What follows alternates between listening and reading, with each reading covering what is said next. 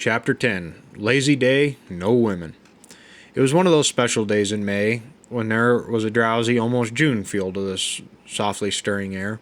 The little warblers were twittering away in the yellow clouds and the molting fruit trees, and the catbird was meowing softly in a hedge. The sky was a pale, washed denim blue, and the sun shone down, cold and warm, but not hot. It was a day to sit, maybe or perhaps a fishing day, but it was not a day to do anything that might rile up the blood. The women folk were house cleaning, flapping sheets and dusting and sweeping and tormenting things as women will, and the old man was nowhere to be seen. The Liz was sitting in the front yard under the oak trees, so himself couldn't have strayed far. In our town there were only so many places where he might be: the cedar bench, the pilot office, the pool room, Uncle Jimmy's store, or Watson drugstore.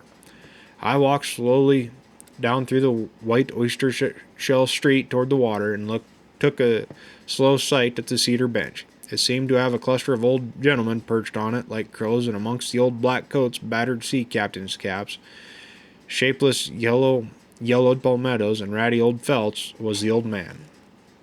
The cedar bench, I might say, was the exclusive property of the town's elder statesman. It was a square wooden bench surrounding a wind-twisted, salt-silvered ancient cedar, about equidistant from the pilot house, the ship chandlery, and the shrimp dock. When the shrimp houses, it wasn't too far from the fuel dock or the wharf where the pilot boat was moored, and the other docks where the pogie fleet tied up. The old cedar bench still hung together, but flimsy-like, because it had been whittled at until parts of it were no wider than your hand. It had so much aimless knife work on it that the old man once remarked that if you sat long enough, or enough sections of it, your behind would eventually be engraved with the initials of everybody in town who was over 50 years old. Nobody talked very much at the cedar bench except around election time. It was a place of meditation. The old man was meditating real good when I arrived. He had his hat pulled down on top of his nose, like the pictures you sometimes see of Mr. Bernie Birch sitting on a park bench. The old man's eyes were closed and his pipe had gone out. He had one knee cocked up and his bony brown freckled hands were clasped around the knee. There was little sound except the scream of a seagull, the hum of insects, and an occasional splat as one of the other elder statesmen ejected an amber stream of tobacco juice at an unwary butterfly. Some of those old boys could spit a curve against the wind and were deadly with the pool-room spittoon at 10 paces. I went and sat quietly down alongside the old man, and blimey, he opened first one eye, then the other. He kind of shook his head as if to clear it. "Hello," he said. "What are you up to?" "Nothing very much," I said. "The women folk were cleaning house, and it made me nervous." "Makes me nervous, too," he said, heaving himself to his feet. "I came down here for a rest, snuck out early when I heard the mops begin to swish and the buckets to rattle. Come on, let's walk down to the end of the dock so we don't disturb these other gentlemen. It seems to be house-cleaning day all over town." We strolled down to the T-shaped end of the dock. The old man sat down creakily and leaned his back against a bollard, and I did the same. The gulls wheeled and curved and sailed on stiff wings. The water was dimpled with the breeze, the sun striking tiny little sparks off the droplets. The old man fetched up a gusty sigh and stuffed his pipe. "I reckon most folks would say we were just plain cold out, no count lazy," he remarked to one of the wheeling gulls. "It ain't necessarily so. Your grandma, if she ever saw fit to dirty her shoes on the waterfront, would take one look at the bench and say something with a stiff fore and aft of it, like, 'Look at those good-for-nothing loafers, so lazy that dead lice wouldn't drop off them, when they could be doing 100 things we've been at them all winter to get done.' But of course that is women for you. It is the reason that apart from having babies, no woman has ever done a first-class job of anything. They can't even cook it as good as a man. It's because they don't take the time to think. They're all like little old banny hens, scratching and pecking, looking around at every noise with a beady eye that's meant to be intelligent, but ain't." I had to laugh a little at that one. If you ever saw bantam hens, you'll remember that they're never still, always peering at their backs, looking for lice with their head swiveled all the way around, or pecking at their chest, or under their wings, or scratching or flapping wings, or jumping up on something, and always cackling either with indignation or triumph. When they've squeezed out another egg, Grandma, house cleaning with a towel wrapped around her head, a dustcloth in one hand and a feather duster in another, was just like a little bitty old banny hen. She only paused to squawk. Now you take me, the old man said. I'm not really lazy. A lazy man is a man who fiddles with and fools around with a job he's supposed to be working at. I know a lot of do less cusses like that. There's a difference between laziness and meditation.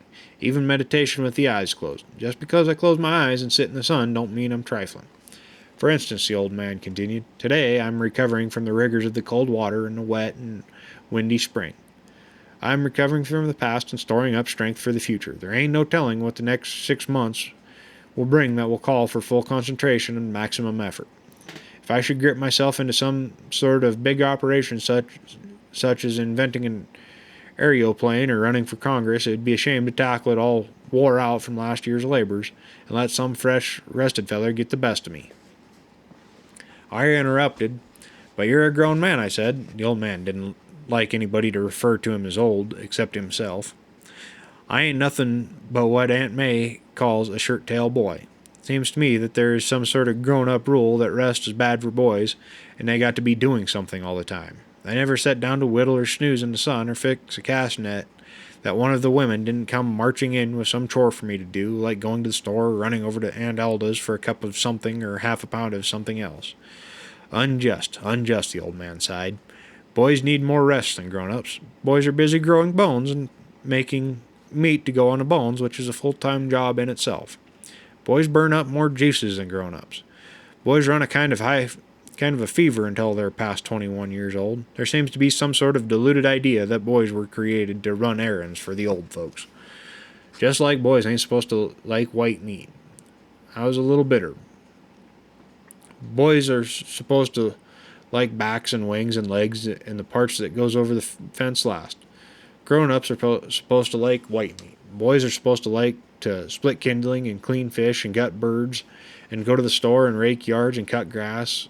Speaking as boy to man, I would sure admire to say that the grown-ups' idea of what boys like is a sight different from what boys think boys like.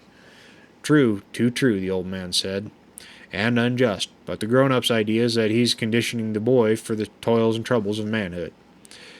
I'm going to be all wore out by the time I run into any toils and troubles of manhood, I said darkly. I ain't got any time for what you call meditation, except when I'm hunting or fishing.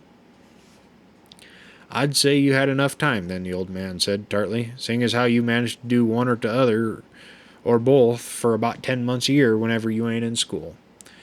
You never seem to be tired from rowing a boat 10 miles or walking 6 hours in the rainy woods behind a bird dog. That ain't work, I said. Work is doing what you don't like to do because somebody tells you to do it. The old man ignored that for a bit. He chewed on his pipe stem and spat at a seagull that flew too close. Speaking of work, he said, I'm so rested up from this morning that I feel like a little honest toil wouldn't kill neither one of us. I'll make you a deal. You know that fishing shack of ours took a powerful pounding this winter when we had them 2 hurricanes in a row. I figured we'd build her back stronger this time. There's plenty of solid driftwood all up and down Cagswell, big joists and logs and such as that. Now, if you was to stir yourself and walk, not run, up the street to your Uncle Jimmy's store and buy us a mess of provisions such as sour pickles, Johnny cake, a little fatback, some roofing nails, and some tenpenny nails, I might mosey over to the house and gather up the rest of the truck we need. We can spend the weekend.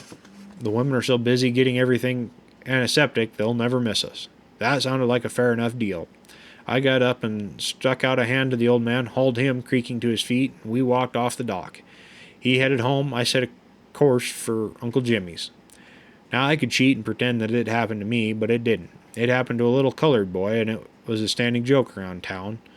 Most of Pa's family was pretty relaxed, but Uncle Jimmy was the champion relaxer of them all. He was relaxing when I got to the store, sitting on something on the porch, his hat over his eyes and his little fat hands folded in his little fat stomach. Hey there, I said. Hey there, son, he said. You want something? Go roust it out and add it up on a paper sack and leave the sum on the counter. He closed his eyes to the bright sun. I snickered. The story was that one day a little colored boy came to the store and found Uncle Jimmy in the same position. "What can I do for you, son?" Uncle Jimmy kept his eyes closed. "Papa send me say he'd need a pound of tenpenny nails, Mister Jimmy. The back porch near about falling down. You go look 'em, son," Uncle Jimmy said. "I think they're in the back of the store somewheres. Look somewheres around the pickle barrel and the overalls." The little colored boy disappeared and returned. "They ain't there, Mister Jimmy." "Well, son, try somewheres else around the eatin' tobacco and the snuff and the 2 for a penny cakes.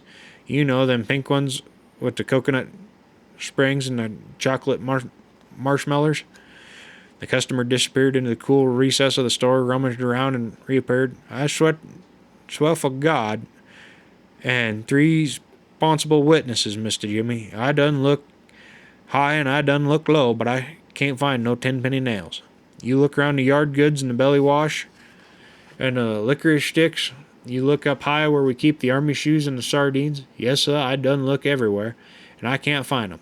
Uncle Jimmy stirred, scratched his head, and wrinkled his brow. "I know we got some," he said. "I ordered a mess from the hardware drummer last time he was around, and a whole shipment come in on the willing but slow the other day." Uncle Jimmy let out a sudden guffaw and slapped his leg. "That's a joke on me, son," he wheezed. "Wish we'd been talking about them nails. I've been setting on the nail keg this whole blessed time. Suppose, son," he said, closing his eyes again, "suppose you come back again tomorrow." That's what they told on Uncle Jimmy anyhow. They said he was the first man in the business to invent self-service, which became so popular later on, except he didn't believe in a cash business. He sent out bills once every so often when he thought about it, and when small boys came to pay the bills for their people, he was always good for a sack of jawbreakers or one of those mammoth, sickly sweet soft drinks he called belly wash. I knew where everything in the store was, so I made my purchases, scribbled down the total on a paper sack with a nubbin of a pencil hooked to a pink striped peppermint, and went out into the sun. Uncle Jimmy grunted what was probably goodbye and never opened his eyes. By the time I walked most of the 3 long blocks home, the old man was in the Liz and heading in my direction. "Jump in," he said. "They're all cleaning like old Ned upstairs," and I gave him the slip. "Let's skedaddle." I left a farewell message pinned to the lampshade in the parlor. We bumped happily over the shell road and headed toward Caswell. As we came to the creek, you could smell the pogie factory, and the odor of ripe fish meal was sweet to the nostrils, as was the hot smell of rotting marsh. The red-winged blackbirds rode the tops of the waving marsh grass, and away off a fish hawk was circling, looking for his dinner. The sun shone bitter, and the old man grinned. "How is Jimmy?" "Just the same. All I got to do is look at him, and I feel full of vinegar. I feel like work now." "Me too," the old man said, "but I wouldn't have felt like it if I hadn't have replenished myself this morning." We pulled up to wait for the little ferry bridge to swing closed and let us over the creek. We weren't in no particular hurry to get there, and I noticed the old man had his hat tilted forward over his eyes. His breath, or maybe the breeze, ruffled his mustache. Today there's a lot of people who don't understand, when they see me sitting out in the yard in an easy chair, that I'm not really loafing. I'm doing what the old man said. I'm recovering from the past and storing up for the future.